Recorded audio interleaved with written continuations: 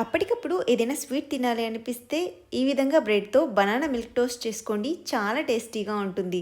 నేను ఇక్కడ banana milk toast కోసం హోల్ వీట్ బ్రెడ్ వాడుతున్నాను. హెల్త్కి మంచిది కాబట్టి ఎలాంటి డౌట్ లేకుండా మనము తినొచ్చు, పిల్లలకి కూడా పెట్టేయచ్చు. 3 బ్రెడ్ స్లైసెస్ తీసుకుని 2 బ్రెడ్ స్లైసెస్ మీద ఇలా సన్నగా రౌండ్గా కట్ చేసిన బనానాస్ పెట్టుకోవాలి. తర్వాత ఫోర్క్తో బనానాస్ని కొంచెం మెత్తగా స్మాష్ చేసుకోవాలి. ఇప్పుడు వీడియోలో చూపిస్తున్న విధంగా బ్రెడ్ స్లైసెస్ని ఒకదాని మీద ఒకటి ఇలా పెట్టుకోవాలి. స్టవ్ వెలిగించి ప్యాన్లో బటర్ కానీ నెయ్యి కానీ వేసుకుని బ్రెడ్ స్లైసెస్ పెట్టుకుని రెండు వైపులా కొద్దిగా బ్రౌన్ కలర్కి టర్న్ అయ్యేంత వరకు ఫ్రై చేసుకోవాలి.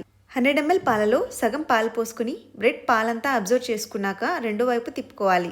బ్రెడ్ సాఫ్ట్గా ఉంటుంది కదా, కొంచెం జాగ్రత్తగా తిప్పుకోవాలి. ఇప్పుడు మిగిలిన పాలు కూడా పోసుకొని పాలు అబ్జర్వ్ చేసుకున్నాక ఒక ప్లేట్లో పెట్టుకుని స్వీట్నెస్ కోసం పైనుంచి 2 టేబుల్ స్పూన్స్ హనీ యాడ్ చేసుకొని తింటుంటే ఆహాహా ఏమైనా ఉందా టేస్ట్. వీడియో నచ్చితే లైక్ చేయడం మర్చిపోకండి.